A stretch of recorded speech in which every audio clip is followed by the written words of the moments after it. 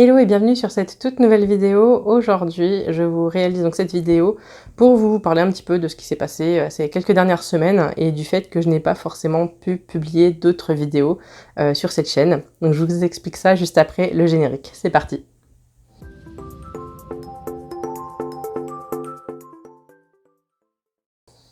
Alors pour résumer un petit peu ce qui s'est passé ces 2 derniers mois, sachant que la vidéo sur mes objectifs 2022, je l'ai sortie à peu près mi-mars. En fait, c'est là où en fait tout a été déclenché, où en fait j'ai commencé à avoir des petits soucis de santé et que en fait ça m'a empêché en fait de vraiment faire des vidéos correctes, etc., etc. En fait, mi-mars, ce qui s'est passé, c'est que à partir du moment où j'ai publié la vidéo, en fait, j'étais à l'hôpital parce qu'en fait j'avais un souci de santé apparemment anodin, mais qui quand même touche une partie des personnes, on va dire, un peu plus âgées que moi. C'est ce qu'on appelle une diverticulite. Donc en fait, ce qui s'est passé, c'est que en fait, j'avais des gros maux de ventre, sachant que voilà, j'ai jamais réellement de gros maux de ventre. Et en fait, ce qui s'est passé, c'est que j'ai été aux urgences et j'ai eu plusieurs examens divers et variés, scanners, prise de sang, etc., qui ont révélé que finalement, j'avais une diverticulite. Et donc pour grossir un peu le terme, c'est une inflammation en fait du côlon. Et donc dans mon cas, en fait, au niveau du côlon, il y a des diverticules, il y a des poches en fait au niveau du côlon. Et il y en a une qui s'est inflammée et qui s'est perforée. Donc pour le coup, d'où les maux de ventre.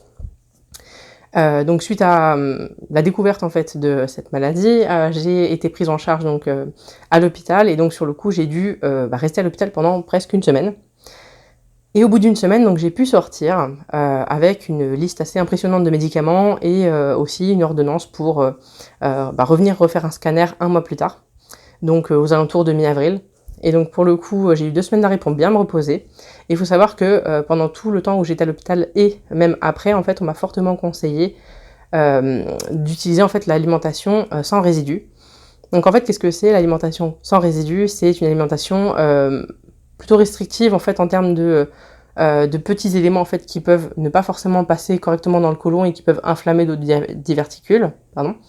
Et en fait, donc c'est vraiment des aliments à éviter, non pas forcément interdits, mais j'avais pas forcément droit aux fruits ni aux légumes parce qu'il pouvait y avoir des petits résidus de peau, etc., qui pouvaient être problématiques. Tous les aliments qui étaient complets, donc pâtes complètes, riz complet, le blé, etc., enfin tout ce qui était complet, c'était plutôt à éviter. J'avais aussi pas mal d'autres aliments en fait comme ça qui étaient plutôt à proscrire, mais en fait ça s'est plutôt bien passé. Et donc suite à cela, donc j'ai pu doucement réintégrer certains aliments qui moi j'adore, hein. Concrètement les légumes j'aime beaucoup ça. Et derrière, donc là je réintègre doucement des aliments, donc là maintenant ça fait 2 mois presque, et je réintègre doucement. Suite à cela en fait, il s'est passé aussi quelque chose d'autre en termes de santé ces 2 dernières semaines. Alors pour le coup, j'ai fait de l'alimentation sans résidus, donc j'ai intégré doucement mais sûrement certains types d'aliments. Mais en fait, j'ai attrapé aussi une sorte d'angine. Et en fait, moi j'ai décrété ça comme une angine à la base. Sauf qu'en fait, j'allais tellement pas bien que je me suis dit, tiens, c'est bizarre, ça doit cacher autre chose. Et donc derrière, ce que j'ai fait, c'est que j'ai été voir le médecin pour pouvoir diagnostiquer quelque chose et me guérir. Sauf qu'en fait, il a détecté une angine blanche plus une grippe qui s'est suivie donc d'une conjonctivite. Donc en fait, le problème qui se pose, c'était pas une, mais trois éléments dans mon corps qui faisaient bataille avec tout ce qu'il fallait bien. Et pour le coup, j'étais pas forcément dans le bien, mais en tout cas, il m'a donné ce qu'il fallait pour pouvoir revenir à une forme, on va dire, correcte. Sachant que voilà, j'avais pas droit au jus de fruits ni quoi que ce soit, donc tout ce qui était vitamines, j'avais pas forcément ça en stock, donc c'était un peu compliqué. Et là, je sors doucement en fait de ces diverses maladies et j'arrive enfin à faire une vidéo. Alléluia. Sinon, à part tous ces petits problèmes de santé divers et variés que j'ai réussi à peu près à résoudre, j'ai encore quelque chose dans la gorge et j'ai encore un peu le nez bouché de temps en temps. J'ai commencé doucement avec mes plantes à faire quelques boutures, à faire quelques modifications par-ci par-là. Et donc là par exemple vous voyez le Pilea peperomioide, là ici vous voyez une Maranta et là vous voyez un bégonia. Et pour le coup donc ce que j'ai fait, déjà par rapport à celle-ci en fait j'avais la plante mère dans un pot et en fait ça faisait depuis novembre que je l'avais. Et il s'avère que en fait j'ai dû séparer en fait le pied mère en 2. Donc là c'est une partie et il y en a une autre un peu plus loin par là-bas. pour pouvoir en fait qu'elle reprenne un peu de vie, parce que je les sentais un petit peu tombantes, mais un peu molles en fait les feuilles, donc sur le coup je me suis dit il y a besoin de changer de pot. Sinon à part ça, j'ai fait quelques boutures d'impatience goutte de sang. Je vais vous mettre les photos en même temps pour que vous puissiez voir à peu près à quoi ça ressemble.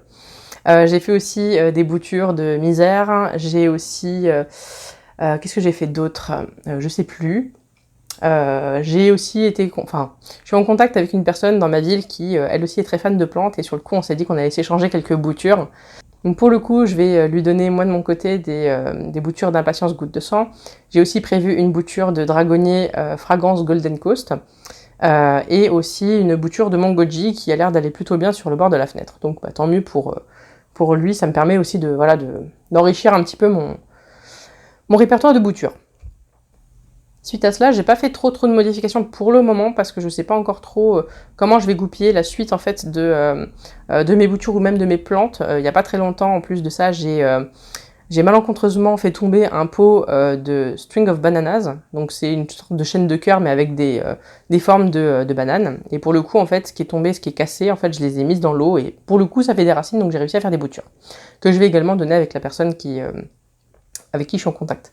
Elle, je crois qu'elle va me donner des boutures, entre guillemets, d'asparagus, même si ça se fait pas par bouture, etc., etc. Enfin, il y en a plusieurs qui m'ont intéressée, et pour le coup, on se voit certainement la semaine prochaine. Voilà pour les plantes. Ensuite, j'ai commencé à réécrire une nouvelle méditation guidée qui va certainement arriver un peu plus tard sur la chaîne. Donc pour le coup, je ne l'ai pas encore finalisée, c'est pour ça que vous n'en avez pas encore vu depuis un certain temps maintenant, il me semble.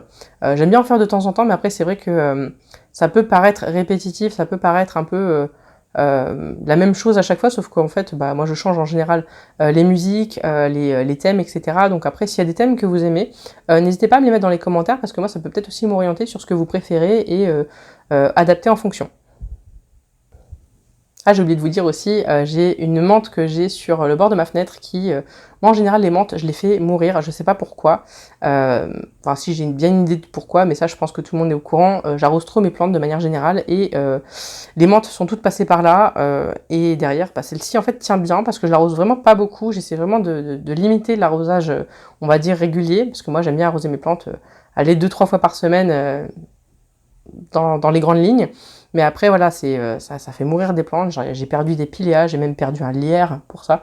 C'est vraiment terrible. Et je me dis maintenant, j'essaie vraiment de limiter la casse en évitant d'arroser trop mes plantes parce qu'elles n'ont vraiment pas besoin d'autant pour leurs petites racines. Voilà. Ensuite, c'est quelque chose que je fais de temps en temps, mais après, c'est vrai que j'en parle pas forcément beaucoup sur ma chaîne non plus, mais c'est par rapport à mes cheveux. Là, ils commencent doucement à repousser, mais sûrement, parce que c'est vrai que l'année dernière, j'ai fait une permanente qui m'a vraiment asséché les cheveux, parce qu'ils sont très très fins, et donc derrière, ça m'a vraiment abîmé le cheveu en question. Donc pour le coup, j'ai dû vraiment les soigner, les hydrater vraiment comme il faut pour que ils puissent retrouver une brillance et une longueur certaine. Donc là, ce que je fais, c'est que je fais régulièrement des soins sur mes cheveux avec déjà il y a les shampoings et après shampoings à base d'aloe vera et de jojoba de chez Forever que j'utilise. Mais en plus de ça, parfois je me fais des masques à base d'huile de noix de coco. Et ça m'arrive parfois de faire un peu de... Vous savez, là, les fameuses techniques avec l'eau de riz. Maintenant, ça m'arrive de nettoyer mon riz, et donc pour le coup, ça m'arrive après d'asperger mes cheveux d'eau de riz, et je trouve que effectivement, il y a un petit peu plus de brillance. Donc, est-ce que c'est moi ou est-ce que c'est le printemps qui arrive avec le soleil et donc comme ça fait briller les cheveux? Je me dis je ne sais pas parce que ça fait pas très longtemps que je le fais ça. Mais en tout cas voilà, mes cheveux je les coupe une fois par mois, en général en début de mois. Vraiment un tout petit peu comme ça permet aux pointes d'éviter de fourcher et donc ça me permet aussi d'avoir un meilleur cheveu qui repousse bien mieux en fait. Ensuite, pour terminer cette vidéo, je vais vous parler en fait d'un livre que j'ai commencé à lire, mais qui, à mon sens, est plutôt sympa. C'est Ne coupez jamais la poire en deux de Chris Voss et Tal Raz. Donc, c'est celui-ci. Et en fait, le livre a été écrit donc par un ancien du FBI, et en fait, ça parle principalement de son expérience en fait dans ces différents services en termes de négociateur, et en fait c'est super intéressant de voir à quel point en fait l'esprit humain est vraiment différent en fait d'un individu à l'autre, et que en fait en fonction des situations on peut vraiment se retrouver à négocier d'une manière complètement différente la possibilité en fait d'obtenir un résultat, on va dire, bien particulier. Je sais pas si c'est compréhensible comme ça, mais en tout cas, j'en suis à quoi? J'en suis pas très loin dans le début du livre, mais en tout cas, enfin, j'ai hâte de le terminer parce que je trouve que c'est vraiment intéressant de voir ce côté, cet aspect esprit, comment l'esprit de l'humain fonctionne. Et moi, en tout cas, ça me passionne, donc j'aime beaucoup. Voilà, cette vidéo est maintenant terminée. Je vous remercie beaucoup de l'avoir regardée jusqu'à présent. En tout cas, si vous l'avez appréciée, je vous invite à liker la vidéo. Et si vous n'êtes pas encore abonné, à vous abonner à la chaîne si vous voulez suivre la suite de mes aventures. En tout cas, je vous remercie beaucoup d'avoir regardé jusqu'à présent et je vous souhaite une très bonne fin de journée. Bye!